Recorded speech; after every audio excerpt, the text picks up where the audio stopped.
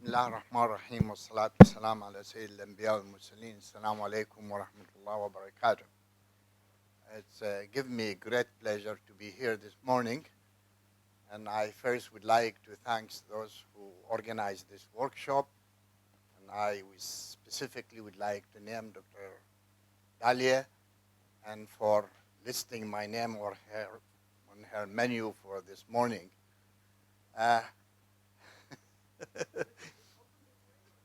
Yeah, well, anyhow,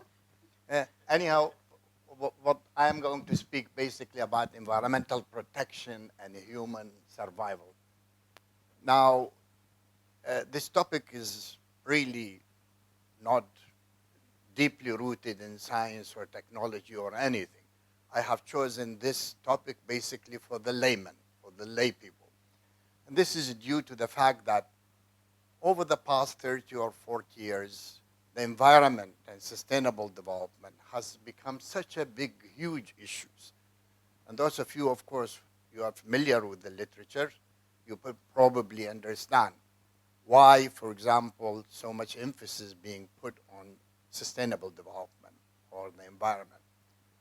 Now, sustainable development is about basically building bridges between the present and the future. Now, this is based on the assumption that we as a human being, we have to survive. But our survival depends heavily on the environment. You know, those of you who are familiar with the concept of basic needs, like the World Bank and the United Nations and other international institutions, they always come to this basically formula that what is important for people is basically to have their basic need is met. And what is really the basic need? The basic need that we need water. Basic needs, we need food, and we need energy, and we need shelter. So these are the most important component that has been basically identified with the basic needs. Now, it is also true that almost 90% of our basic needs comes from the environment. Everything that we basically need come from the environment. The environment basically provide or supply the foods and the water and the energy and everything else. And the conclusions came out what they have been talking about today, that any damage that will be done to the environment will be ultimately reflected on our ability to survive. This is again based on the assumption that the resources that are available in the environment are basically limited. Some of these are finite, which simply means the more we will consume oil, the less oil will be basically left underground. And if you want to come back to this concept of sustainable development, is basically related to the fact that we as a human beings, we have to survive. But also we have to think about those people who will be coming after us. So that's why when we speak about sustainable development, we talk about building bridges between the present and the future, simply means that the future generation have the same or equal right to survive of what we have.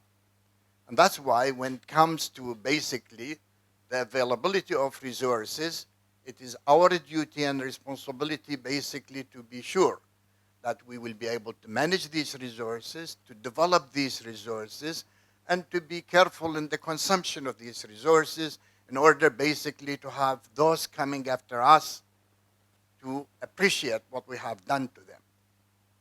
And that's why this concept of sustainable development is deeply rooted into the environment and environmental management and environmental issues. And that's why we are very much concerned about this issue of the environment. Now, I'm going to base my basically presentation on the latest report. And those of you who are interested really to learn more about what we are talking about, there's just a report, just came, Living Planet report. You see, we as a human being, and I think we said it once before, just like a bird in a cage, you have nowhere to place to go.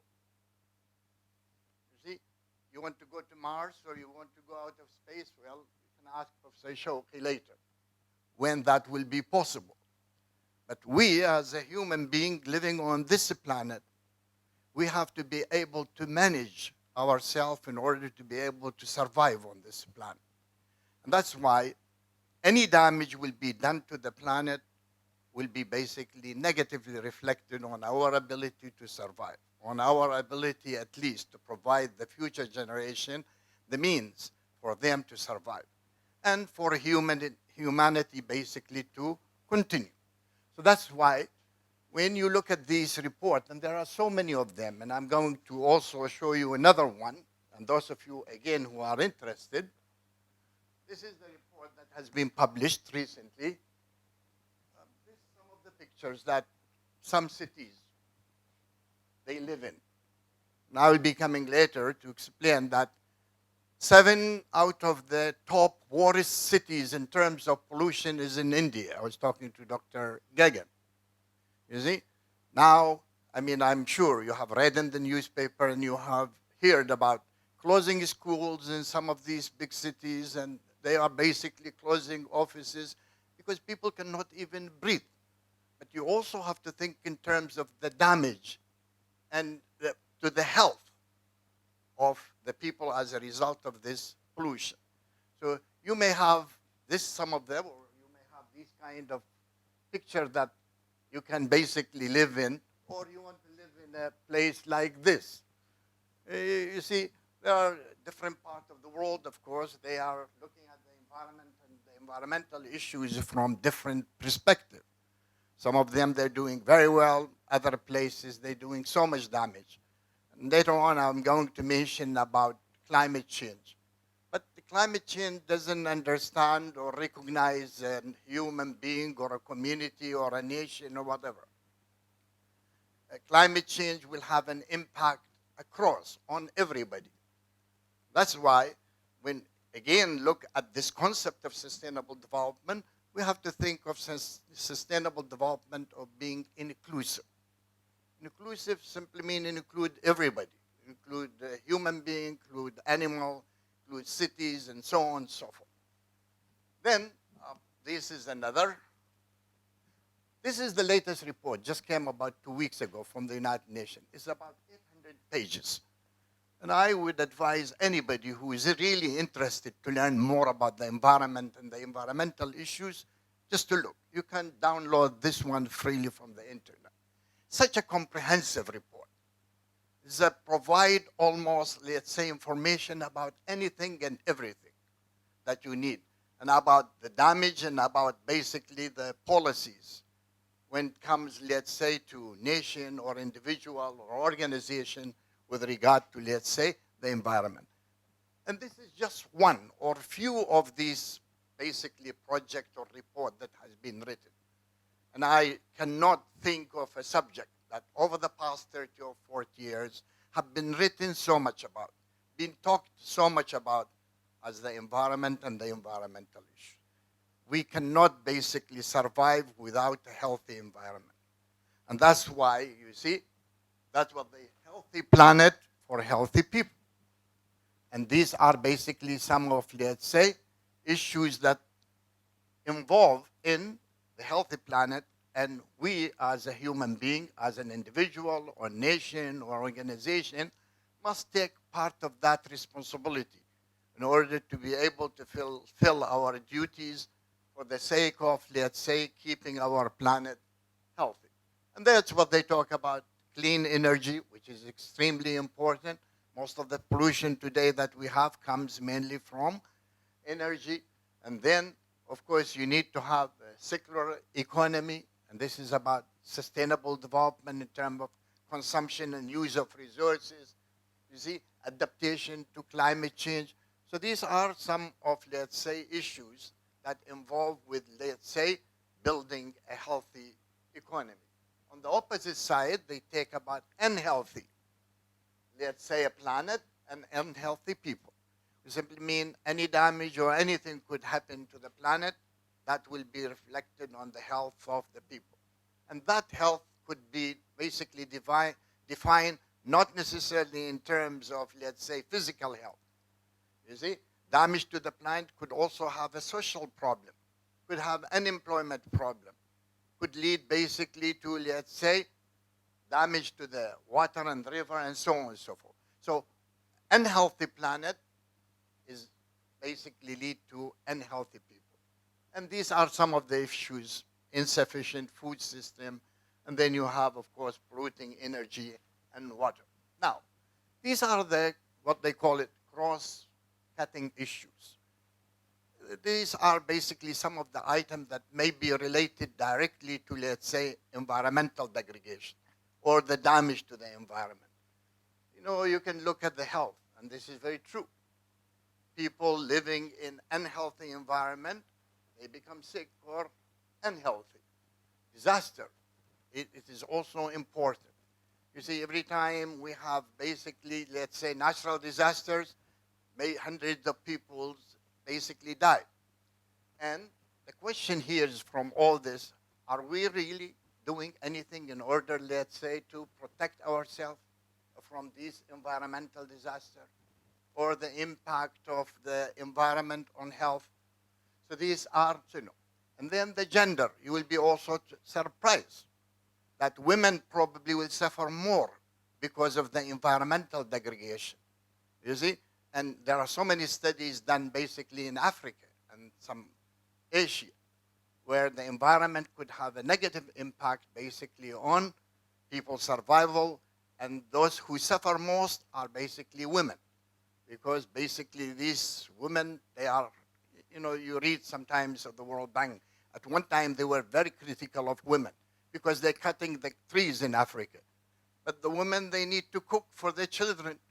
And if there is only one tree left, then they have to cut that tree. That's where the damage to the environment and the environmental problems could come from. So that is another dimension. Education is very important. I'm not going to, of course, speak about education. I mean, yesterday, of course, we learned from Professor Mukhtar about education. I also wanted to ask him, today we have more corrupt people than ever before.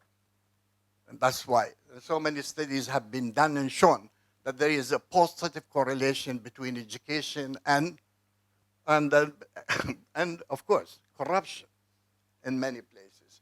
But education is extremely important, and this is part of the public relation that nations, organizations, or government need to do. Because education has become also an integral part of this whole business of what you may call sustainable development. And that's why we need to educate the public. We need to educate humanity. We need to educate basically organization, because some of the damage that come to the environment basically come from these people. So education is becoming. Urbanization. Almost 65% of the humanity today living in urban center. Just think about Cairo. How many people? Mexico, 22 million. Imagine that you live in Mexico with one of the 22 million people. Or maybe Calcutta, I have seen. Dr. Gagan can tell us more about. So urbanization has become probably one of the key problems when it comes to the environment. And the reason, when you have so many people being crowded in one small place, just think in terms of the services that needed in order basically, let's say, to provide the basic need for these people to survive. And then the cost to the society, because we cannot basically think in terms of sustainability without thinking about the cost. We cannot think about the damage that will be done to the environment without thinking about the cost that will be basically needed to pay for this. So the cost is very important. And chemicals, there are about 100,000 different chemicals are used today. And some of these are not even regulated. So there is a default on part of our national government or regulation or laws. And this is also need to be basically regulated. And then the waste. That's why when it comes to food, for example, in this report of the United Nations, they are saying 35% of the food produced is wasted. So this 35 on a daily basis. So this 35% food wasted, it could feed the entire Africa in one day. That is what it is. So that's why we need basically to be very careful in terms of management of our resources and not to waste these kind of resources. Now, the resource use. And I, at the beginning, said that the environment provide almost 99% of the resources that we need, from waters to energy to food to land, and of course, the metals that we need in order basically to, let's say, use in our industries. So resource use is extremely important. And the Gulf area here, of course, when it comes to, let's say, energy and pollution, there are so many studies have been done, and they always come to the conclusion that in order to be able to reduce the risk, we have to be able to manage these resources in a much more productive way.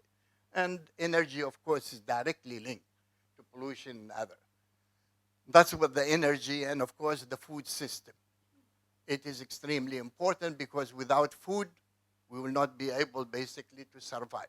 So here we need to think.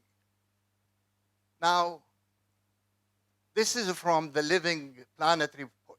Everything that has been built modern human society is provided by nature. Anything and everything. So nature is, that's what they call it, the mother nature. Anything and everything for our, let's say, development is being provided by nature, and increasingly research demonstrates that the natural world's incalculable importance to our health, wealth, and food and security. So everything that basically, when it comes to our welfare, the quality of life, that will be directly and indirectly linked to the environment. So any damage again to the environment, that will be reflected on our ability to survive, our ability to meet our basic need, our ability to improve the quality of life. So that is basically important.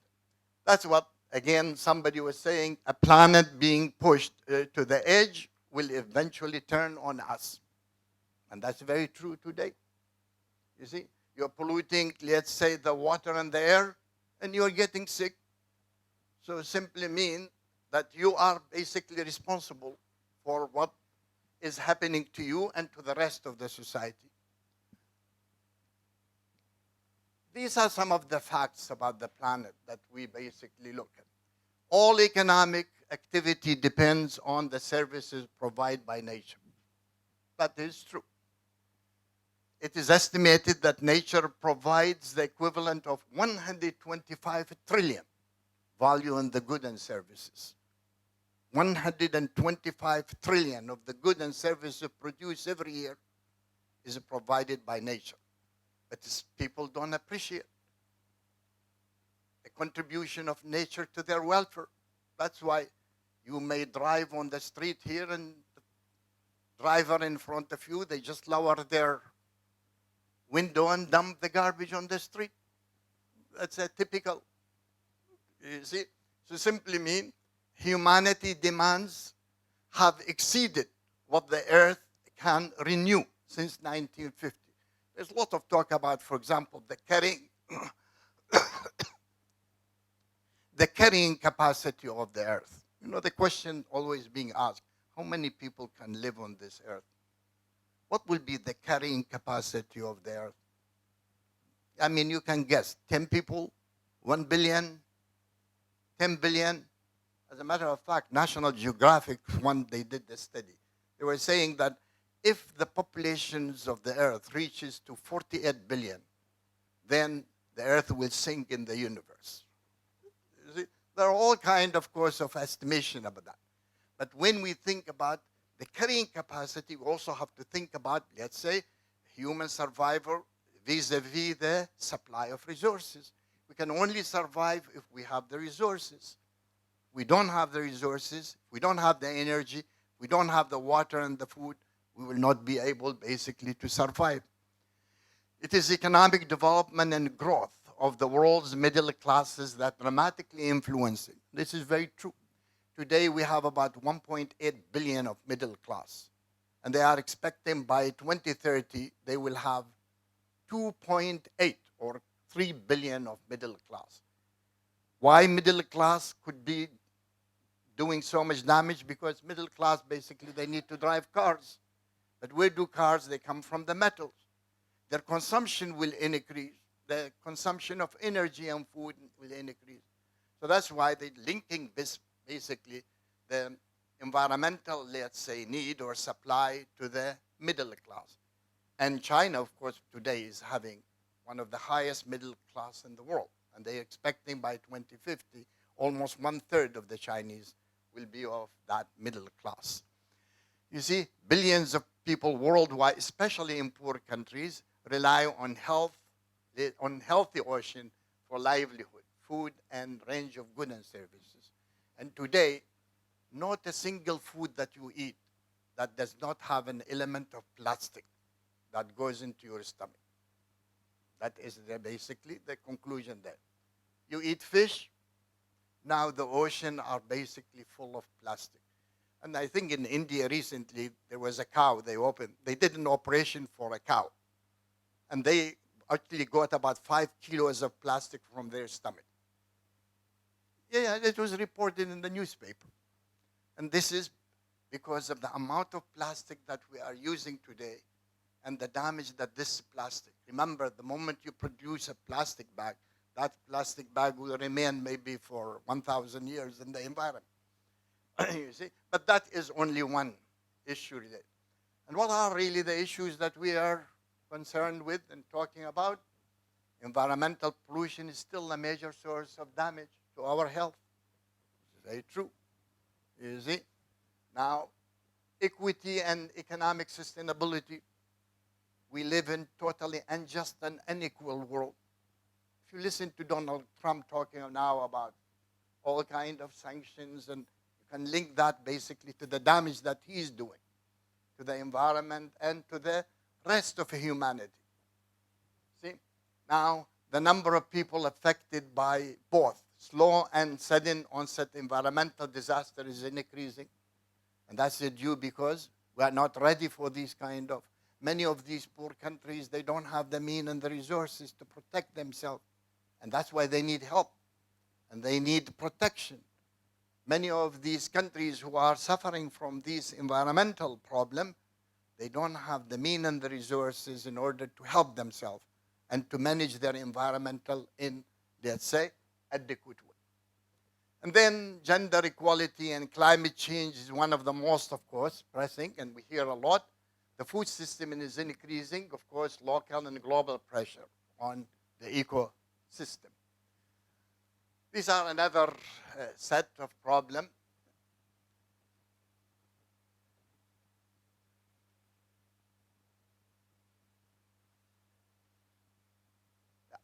Those of you who are basically want to know about sustainable development, these are the 17 sustainable development goals that has been basically, let's say, adopted by the United Nations in 2015.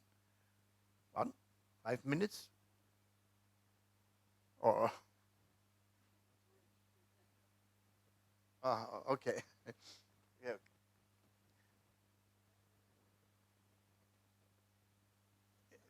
Yeah. Anyhow, those of you who are interested, but these are basically inclusive and comprehensive kind of, let's say, goals. Comprehensive in the nation, in the sense that they have a global dimension. And then they have, United Nations has given basically every nation part of the responsibility. And I think recently I read in the newspaper here in Bahrain, they're also heavily involved. Now sustainable development has become part of, let's say, our university even. So that's why. But we need to understand in depth what do we mean by sustainable development and how we will be able to achieve sustainable development. That's another thing. But sustainable development, ultimately, it's about basically poverty alleviation. It's about education. It's about health. It's about environmental management. All these issues are part of, let's say, this environmental planet being pushed. Okay? The greatest challenges facing our planet, I don't need to go into detail, but you can see climate change. It's true. You see? And climate change, we can see it. I think last week Kuwait has one of the highest temperature in the world. And many people, argue and think that this is because of climate change. So it doesn't matter, even if you hide anywhere underground, you're not going to be safe from what we call. Now, this is another issue for water. And I'm not going to speak because I know Dr. Fatma, she has an interesting about sustainable development with regard to Bahrain. But one of the greatest challenges facing this part of the world is probably water resources. You can only survive if you have water. And if you don't have water, you will not be able to survive. But how many people understand where does the water come from? If you ask the average person here in this country, do you know anything about water management? Do you know where the water that you're drinking is coming from? Do you know that your survival in the future will depend basically on the water that you need? So simply mean you have all the oil in the world, but that may not help you if you don't have a cup of water to drink. So that's why water is extremely important. And then when you look about, you see, 1 pound of beef requires 1,799 gallons of water. And then 1 slice of bread requires 11 gallons of water. 1 pound of wheat, 132.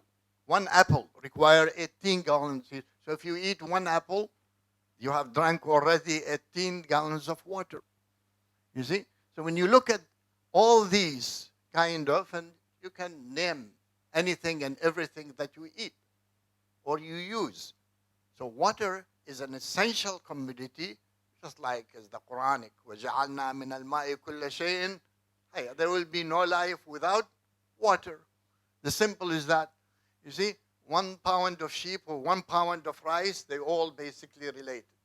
These are basically some of the issues, again, related to the environmental. These are, they say, the best countries that they can manage their food system. The top 10 countries. France, they say, it is the best country in the world. But you have to think also, I mean, I can explain, but he's giving me a short notice. What does it mean? Let's say to be the countries that the best food sustainability. We simply mean these are the people who are managing their basically food resources in a productive way. These people who are basically thinking about the future and trying basically to minimize and to reduce the waste and to basically preserve the land and the water for the sake of producing the goods and services that they need. So there are so many dimensions attached to this sustainability. And this is extremely important for the Netherlands, not a single Muslim country. It is listed in these basically countries because they don't have the potential and they don't have the resources.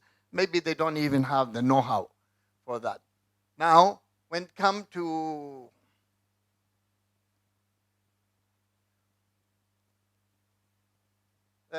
world population, and population, of course, is extremely important. And as I said, today on this planet, we live about 7.5 billion. By 2050, we are expected to reach to 10 billion. Now, just think in terms of the resources that you need in order to feed and to support the 10 billion people. You see? And that is extremely important. And these are just numbers. Like 10,000 years ago, we had only 5 million. You see? And when AD, at the time of Christ, they estimated that we were only 250 million. You see? And you can go, by 2100 will be 11.2 billion people. But this is simply mean that population is growing so rapidly, much more than the growth of the resources of the. On the contrary, population is growing, whereas the resources that is needed in order to support the population are declining. So we are basically, this is some of the problem that related basically to what we call weather and the disaster. Now, these are some of the questions that has been, do you know that globally nature provide, we said, in the 21st century, freshwater fish have the highest extension. You see, and if you look at the end, for example, you can tell you that almost 6 billion tons of fish and other food stuff have been taken from the world ocean since 1950.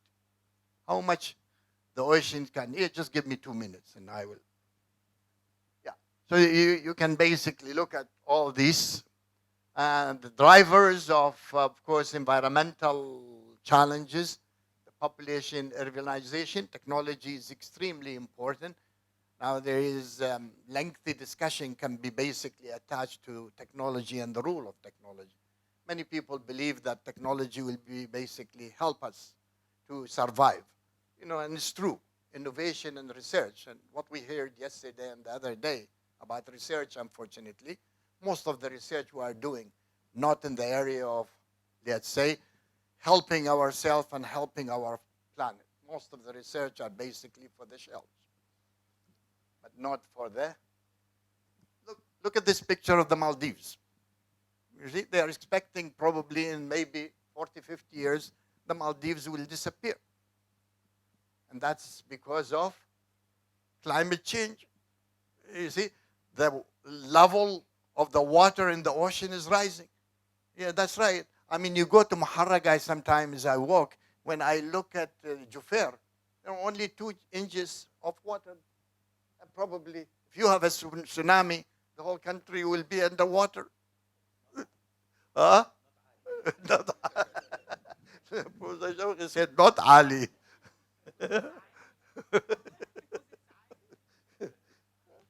Yeah. This is education, and of course the role of education, which is extremely important. You want to live in places like this city. You see, I mean, I know somebody from Bangladesh once, and he told me, if you go to Dhaka, Bangladesh, you walk as if it's shoulder to shoulder. When people pray, that's how the street, you see, in there. So these are some of the cities, and that's our, if you think about the future, where we are going to be. And this is the deforestation, another damage. When you look, for example, about, let's say, deforestation. And when you read report about Brazil, Indonesia, and these countries, they have really big forests. Almost 1/3 of their forest has been basically finished. That's what United Nations, okay, that's the plastic that we said. You see, researchers estimate that more than 8.3 billion tons of plastic has been produced since the early 19th. What happened to this? Still exists. You see, about 60% of the plastic has ended in either in the, of course, mainly in the natural environment. The ocean, yes, of course. So,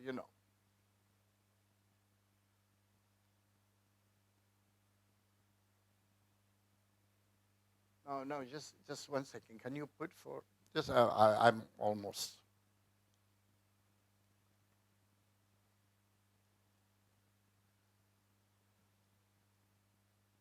That's we got to the plastic. This is basically a river in Bangladesh. You can see how people basically. That's a river.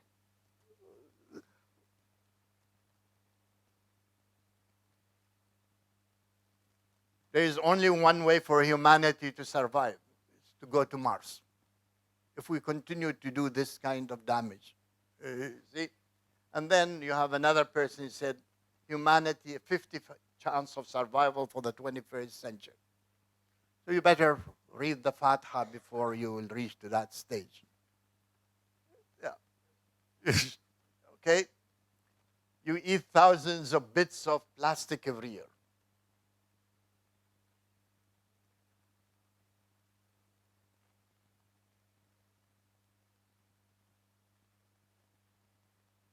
This is an interesting book for those of you who are, the future of humanity.